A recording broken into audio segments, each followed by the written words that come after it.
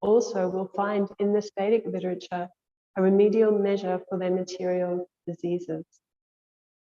Bhaktivedanta Swami returned to Delhi to raise funds for printing Volume 2.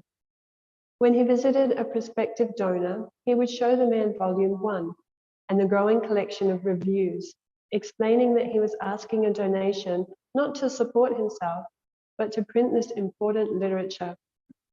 Although for the first volume he had received no donations equal to the 4,000 rupees he had received from Mr. Poddar, an executive in the L&H sugar factory, gave a donation of 5,000 rupees for Volume 2. Bhaktivedanta Swami had been dissatisfied with Hitsaran Sharma as a production supervisor. Although supposedly an expert in the trade, Hitsaran had caused delays, and sometimes he had advised Gautam Sharma without consulting Bhaktivedanta Swami. The work on Volume 1 had slowed and even stopped when a job from a cash customer had come up, and Bhaktivedanta Swami had complained that it was Hitsaran's fault for not giving money to OK Press on time. For Volume 2, Bhaktivedanta Swami decided to deal directly with OK Press and supervise the printing himself. He spoke to Gautam Sharma and offered a partial payment. Although the majority of the copies of Volume 1 were still standing on their printing floor, Bhaktivedanta Swami wanted OK Press to start Volume 2. Gautam Sharma accepted the job. It was early 1964 when Volume 2 went to press, following the same steps as Volume 1. But this time, Bhaktivedanta Swami was more actively present, pushing. To avoid delays, he purchased the paper himself at Sidomal and Sons paper merchants in the heart of the paper district. He would choose and order his paper and then arrange to transport it to OK Press. If the order was a large one, he would have it carried by cart. Smaller orders he would send by rickshaw or on the head of the bearer. Srila Prabhupada ki jai. You see how involved Srila Prabhupada was at every step of his printing in Srimad Bhagavatam. It's so dear to him, so important. So we'll read from Srimad Bhagavatam. Om Namo Bhagavate Vasudevaya. Om Namo Bhagavate Vasudevaya.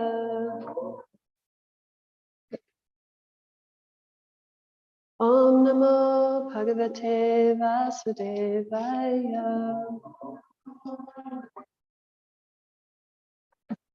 We're continuing the fourth canto of Srimad Bhagavatam, chapter 23. Maharaj Prithu is going back home, text 19. Achirnama Maharagni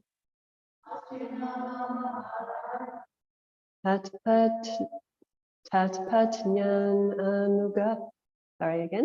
Tatpatnyanugatavanam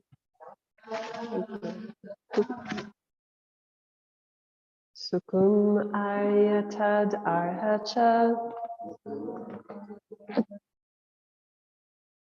Yatpadbyam Sparshanam Bhuva Achirnama Maharagni Tatpatnyanugatavanam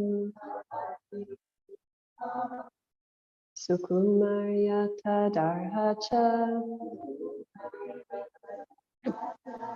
Yatpadbyam Sparshanam Bhuva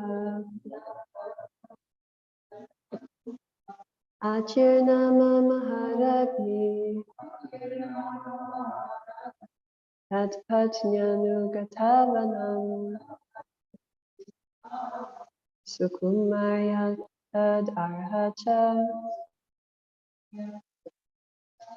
Yatpadbyam Sparshanam Bhuva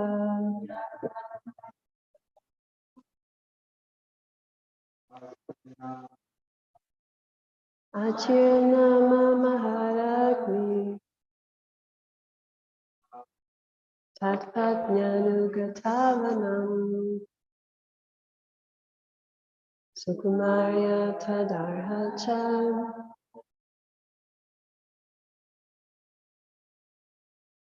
Yatpadhyam sparshanam bhuva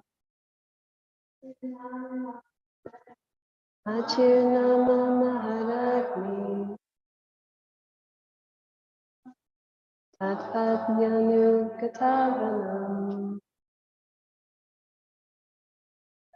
Sukumarya tadarhacham Yatpadhyam sparshanam bhuva Achirnama maharagni Tatpatnyanugatavanam Sukunyatad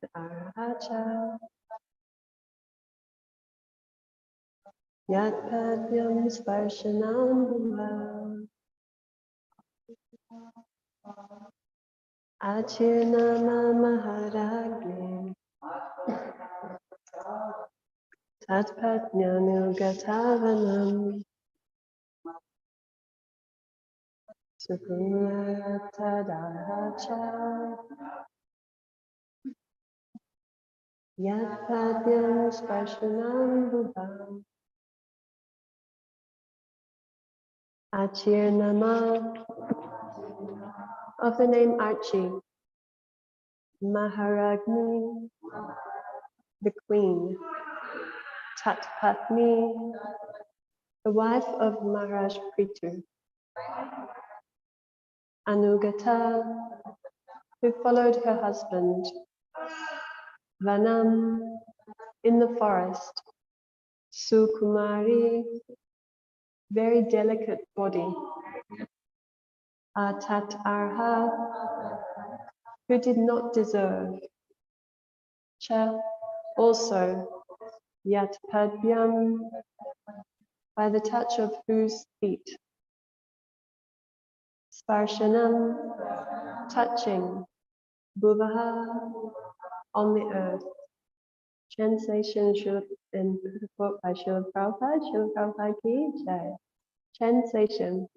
The queen, the wife of Prithu Maharaj, whose name was Archie, followed her husband into the forest. Since she was a queen, her body was very delicate. Although she did not deserve to live in the forest, she voluntarily touched her lotus feet to the ground. Purport. Because Prithu Maharaj's wife was the queen and also a daughter of a king, she never experienced walking on the ground. For queens used to never come out of the palace. They certainly never went to the forests and tolerated all the difficulties of living in the wilderness. In Vedic civilization, there are hundreds of similar examples of such renunciation on the part of queens and dedication to the husband. The goddess of fortune, Mother Sita, followed her husband Ramachandra when he went to the forest. Lord Ramachandra went to the forest in compliance with the order of his father, Maharaj Dasarath, but Mother Sita was not so ordered. Nonetheless, she voluntarily accepted the path of her husband. Similarly, Gandhari, the wife of King Dhritarashtra, also followed her husband into the forest. Being the wives of great personalities like Prithu, Lord Ramchandra, and Dhritarashtra, these were ideal chaste women. Such queens also instructed the general people by showing them how to become a chaste wife and follow the husband in every stage of life. When the husband is king, she sits beside him as the queen, and when he goes to the forest, she also follows, despite having to tolerate all kinds of difficulties in living in the forest. Therefore, it is said here, Atad Arha, that although she did not want to touch her feet to the ground, she nonetheless accepted all difficulties when she went to the forest with her husband. Om Jnana Timirandasya Jnananjana Shalakaya Chakshur Unmilitam Tasmai Shri Gurave Namaha Jai Shri Krishna Chaitanya Prabhu Nityananda Shri Advaita Gadadhar Shivasati Gaura Bhaktivinoda. Hare Krishna, Krishna Krishna, Hare Hare. Hare Rama, Rama Rama, Hare Hare. We have this wonderful insight into the character of Archie. As we remember through this pastime, Maharaj Prithu and Archie were both born from the body of King Vena. When the sages churned the different parts of the body of Vena, different personalities appeared. Excuse me. And when they churned the arms of Vena, Prithu and Archie appeared. Now, as we've been hearing for many chapters now, the character and qualities of Maharaj Prithu. So Archie, she is described as an expansion of the goddess of fortune, who never leaves the side of the Lord. So she appeared with Prithu Maharaj and was married to Prithu Maharaj, and now we see in the final stages of Prithu Maharaj's life, his wife Archie is alongside him, accepting the austerities of her husband as her own, even though, as we hear this very remarkable situation, she had never touched her feet to the ground. When I read this, I thought I wouldn't be able to survive without touching my feet to the ground. But this is a very different time. So the queens, the ladies, never left the palace. They never left the palace. Or they were born on palanquins and chariots and things. She had never actually touched her feet to the ground. And yet when her husband, Prithu, went to the forest, she voluntarily went with him, touching her feet to the ground, walking in the forest, and as we'll hear in the next couple of verses, accepting the same austerities as her husband. So she was also just sleeping on the ground, eating just the leaves and performing the same austerities as her husband. So this is a great testament to her character. And this was, as Prabhupada says in the purport, we see hundreds of examples of this in the Vedic literature. Because in these times, the wives followed the husband as a disciple follows the guru. The husband, I mean, we recall some of Prithu Maharaj's qualities. What a personality. And so his wife was following with all faithfulness and chastity. As Prabhupada brings out as the example, similarly, Mother Sita followed Ramchandra when he was banished to the forest. As we recall in that pastime, when Ram was banished to the forest by his father under the influence of Kaikeyi, then Ramachandra was prepared and ready to take up this austerity on his own. He had no expectation, no desire that Sita was going to accompany him. And when he actually went to Sita in her palace, Sita was just preparing for the coronation. It was the day of his coronation, and Sita was preparing herself. She hadn't heard anything that had gone on. And Ramchandra came walking to her palace and entered. And she thought, why is he walking? He's always on the chariot. And then he entered and he explained to her what had happened. And he said to her, I will be going away for 14 years, but that time will pass very quickly. You stay here, you serve my mother and my father. And she was shocked. How can you say this to me? I'm your wife. I will follow you wherever you go, whatever your situation is. Just as Prabhupada says in the purport today, that when he's a king, she sits by his side. And when he enters the forest, she walks beside him. So this principle of being attached to service in love rather than attached to the position, what service it is. I'll only be the queen when it's comfortable for me, but when you're banished to the forest, I'd like to stay here in comfort. These ladies weren't like that, weren't at all thinking like that. Their love and devotion, dedication, that was the quality of their service. So therefore they accept any situation that the husband was in. So Sita Devi, she pleaded with Ram, I must come with you. And she brought out, you know, my father, he made this vow when we were married that I would follow you like a shadow. How can you break my father's vow? Because, you know, we recall how Ramchandra did not want to break the vow of his own father. So therefore he accepted this banishment. And Sita brought out, don't destroy the vow of my own father by making me stay here. So Sita Devi was determined to follow Ram. And Lord Ram was explaining to her, look, we're going to live in the forest. There won't be palaces. There won't be comfort. There are wild animals. We can't even really get, I know for myself, I can't even really understand this concept of living in the forest. We think maybe, you know, in the bush down here, it's all nice. There's not even any snakes. There's not really dangerous animals. But actually going to the forest in the environment that they were living meant danger, wild animals, and not, you know, not just little insects and things, but tigers, lions, demons in the forest, full of rakshasas. It was a very difficult situation. So Ramachandra was explaining this to Sita. This is not going to be any kind of holiday. It will be very, very difficult. And he was determined, I will take the vows of an ascetic. I will eat very simply. We will wear our clothes made of bark. We will live like ascetics. And she was determined. She was a princess.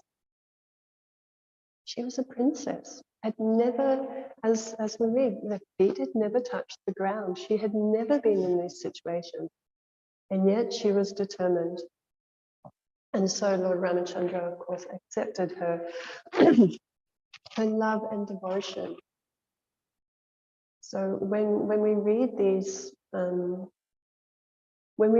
accounts of these very exalted ladies who are very dedicated to their husbands, we can also see this. We see the principle that their love and devotion, they are fully surrendered. Yes, and that is applicable to man, woman, every single living entity. This is not something that's based on the body, not because she's a lady, therefore she has to be dedicated to the husband, therefore she did this.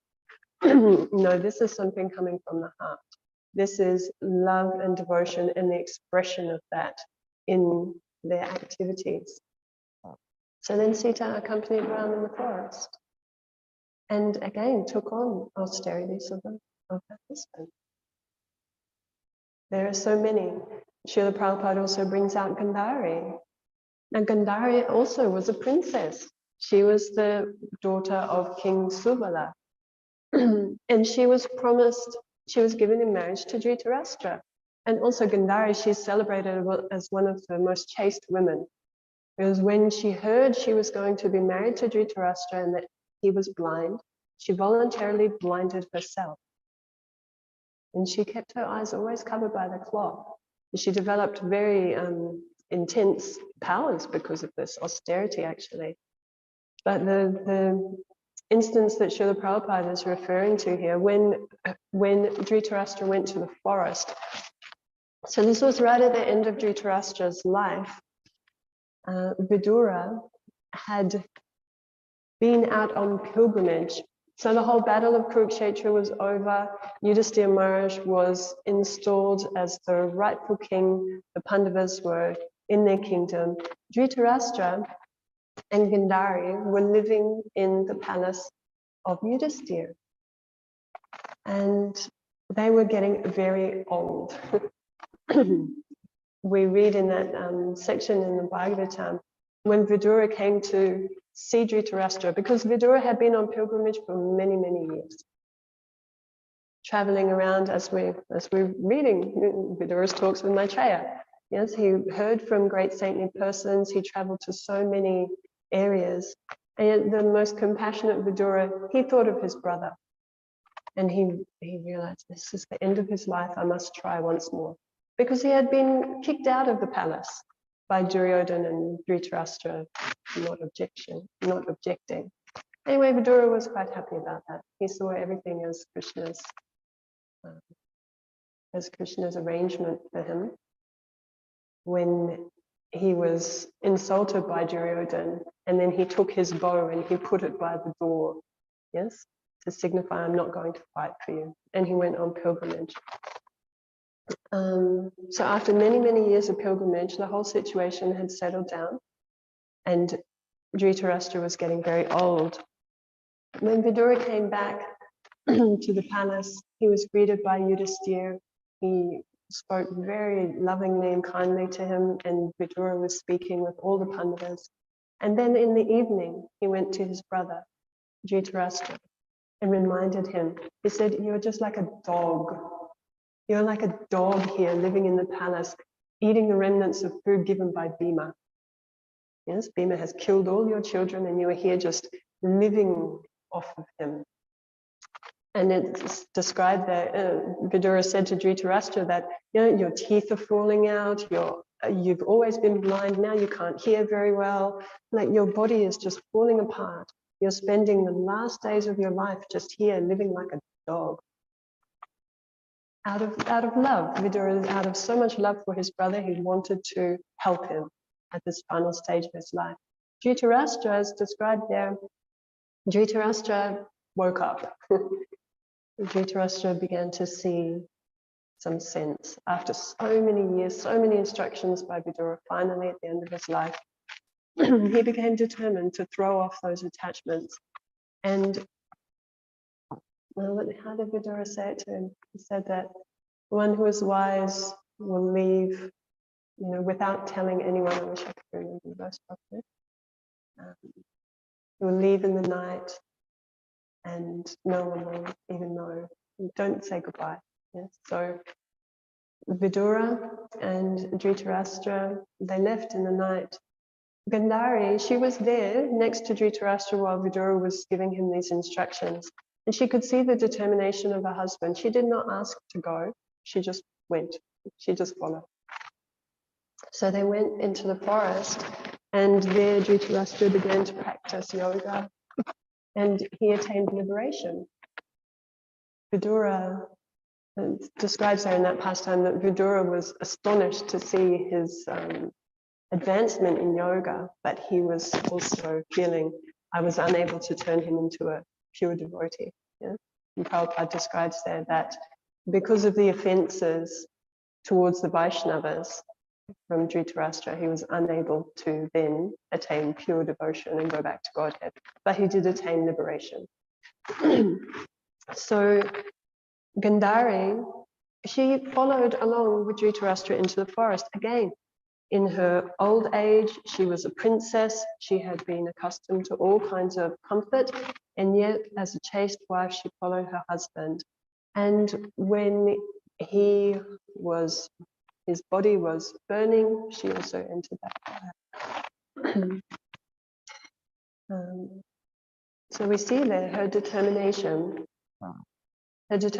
as a chaste wife, following along her husband. There are so many examples. We have Queen Kunti and Madri, who also just accompanied Pandu in the forest. When Pandu, he was the king, the ladies had their own palaces. And then after some time, when Pandu was out in the forest, then he made that error and he was cursed.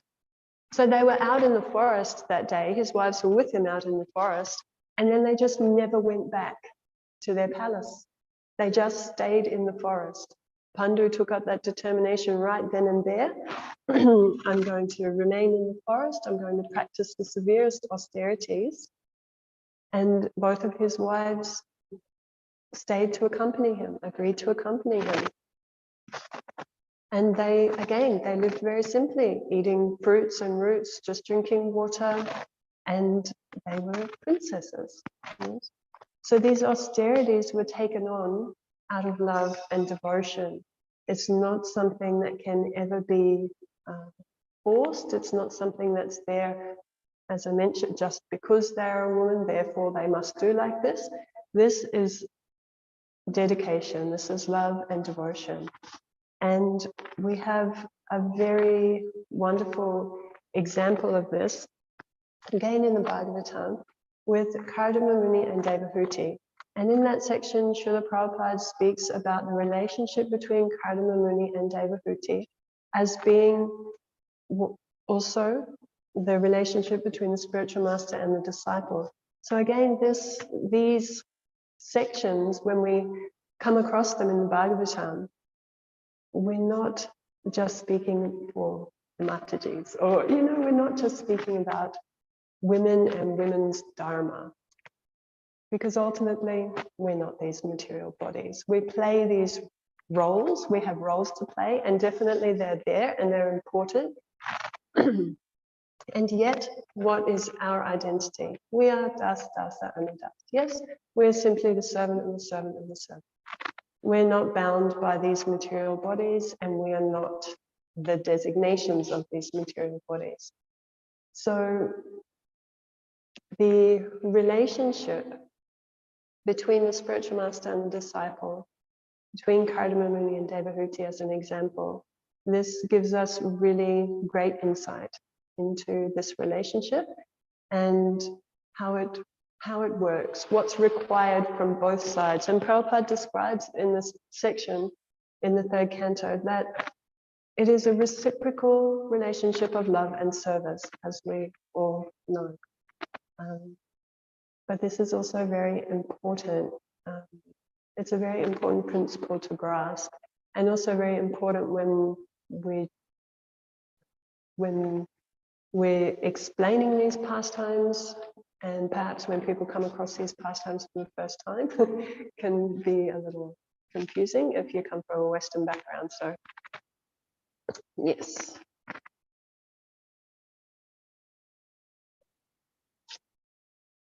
So again, Devahuti, she's a princess, and not any princess. She's the daughter of Swayambhuva Manu. So the opulence of her position, again, we just can't understand what her position was like. Her father wanted to get her married to a good man. And Devahuti, this was also a very, very important factor in Vedic marriages, that the quality and the character of the boy and the man and the woman were matched. And so it's not that the husband was very, very advanced and the woman was of a lowly character. These ladies were matched to the husband because their quality and characteristics are also very elevated. So Devahuti, she was married to Kardama Muni and accepted again his way of life. And he was a great sage, but he didn't have an opulent castle, residence, anything. He was performing severe austerities. So she engaged in his service with love, with affection, and shared the austerities that he was undertaking and just dedicated herself to serving him. So Srila Prabhupada, this is in the 23rd chapter of the third canto. Srila Prabhupada writes in one purport that Devahuti was the daughter of an emperor, Swayambhuva Manu, yet she preferred to accept Kardama Muni as her husband. She served him with great love and affection, and she knew how to please him. Therefore, she is designated here as Sadhvi, which means a chaste and faithful wife. Her rare example is the ideal of Vedic civilization.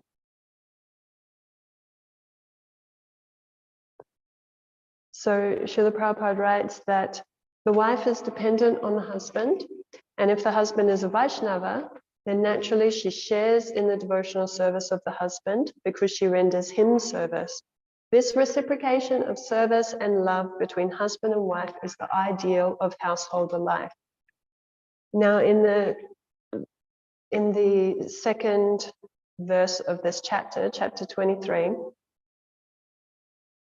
it's described how she serves. And this is when Srila Prabhupada brings the correlation between the service to the Supreme Personality of Godhead and service to the Guru. This is a very nice verse. Vishrambenatma shochena gauravena damena cha shushrushraya soridena vacham madhuraya chabo. O Vidura, Devahuti served her husband with intimacy and great respect, with control of the senses, with love, and with sweet words. And Prabhupada says, here two words are very significant. Devahuti served her husband in two ways, Vishrambena and Gauravena. These are two important processes in serving the husband or the Supreme Personality of Godhead. Vishrambena means with intimacy, and Gauravena means with great reverence. The husband is a very intimate friend, therefore the wife must render service, just like an intimate friend. And at the same time, she must understand that the husband is superior in position, and thus she must offer him all respect. So again, wife to husband, person to Guru, to the Supreme Personality of Godhead, right? That we see them as a very intimate friend, as Srila Prabhupada will write, your ever well-wisher, yes? We pray to Prabhupada, you're the friend of the poor, you're my friend. There is intimacy there. But we also serve with the knowledge that they are superior to us in all respects, and we offer great respect. So these two things are always there. Intimacy, but with respect, not intimacy that leads to familiarity and disrespect, not thinking that we are on the same level in any capacity, always understanding our position as servant, and yet there's intimacy there. So this is very important. Srila Prabhupada goes on in many ways to describe this behavior between husband and wife. And it's described in many different ways. But these two ways, Vishrambena and Gauravena, so serving with intimacy, but with great respect, this is something that is applicable to any person in service to the Guru and service to Krishna. That we want to be able to develop this relationship of intimacy. Prabhupada talks about this in many different ways. You know, what does it mean to have that relationship of love, and have that relationship based on intimacy? It means to try to understand the desires of the other. Yes?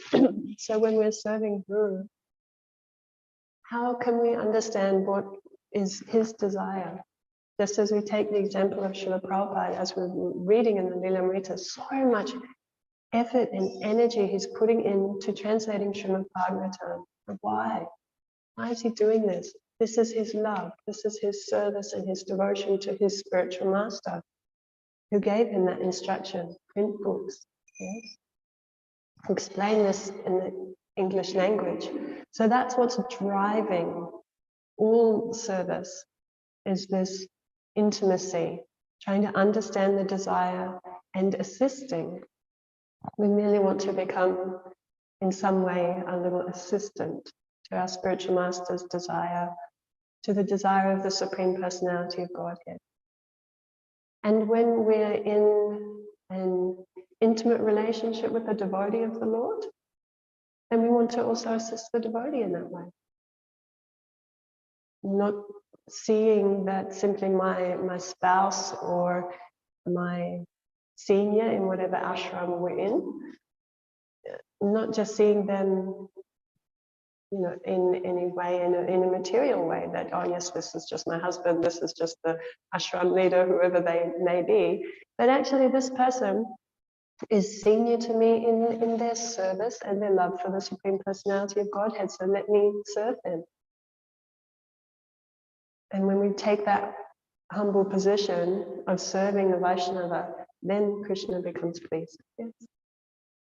Like Krishna says, one who says he is my devotee is not actually my devotee. One who is serving the devotees. So we should always be ready to take this position, regardless of ashram, regardless of gender. These things are actually just not even important in the spiritual reality. Those things are not important. But we should always be ready to take this position that, yes, I'm here, I'm ready to serve you.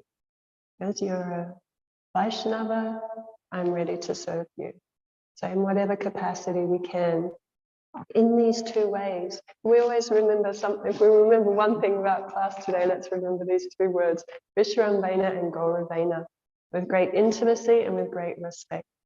And if we have that as a meditation, then we'll see that love and devotion develop, just as these ladies, as we're reading these wonderful personalities, yes, they can serve without regard for comfort. Now, sometimes that's easy to say, but that's not so easy to practice. If we're actually put into that situation, how much am I willing to go out of my comfort zone in order to serve another Vaishnava? But we can take these examples and strive to, in any little way, imbibe their characteristics, their qualities, and make advancement. So when we are ready to serve the Vaishnava, then we'll see these things grow. Our natural love and devotion grow and develop. And this is why our relationship with our spiritual master is so central to every single thing that we do. I remember when I was very new and just started going to Mangalarati in the temple in Australia, and I would have the songbook, and I would always study the English translation for the words in the song. So I was like, I wouldn't have a clue what I'm saying. I don't know what's going on. And I was like, why are we singing to the spiritual master? The curtain's open, it's Krishna, it's me, and yet we sing to the Guru. So that was probably my first lesson. I remember talking to the devotee about why is that? And that's how central our relationship with our spiritual master is, yes? That is our foremost relationship. And we strive to improve that relationship, become more intimate, become more respectful, and in that way learn how to become this servant, yes? So these accounts of these ladies, we can look at them and try to imbibe their service mood. That regardless of whatever situation we may have come from in our own life, we should be ready to accept any difficulties to serve Krishna. Any kind of service, any service, we should be ready to accept in order to serve. So maybe I'll leave it here and ask if anyone would like to make any comments or questions. Any reflections on this pastime?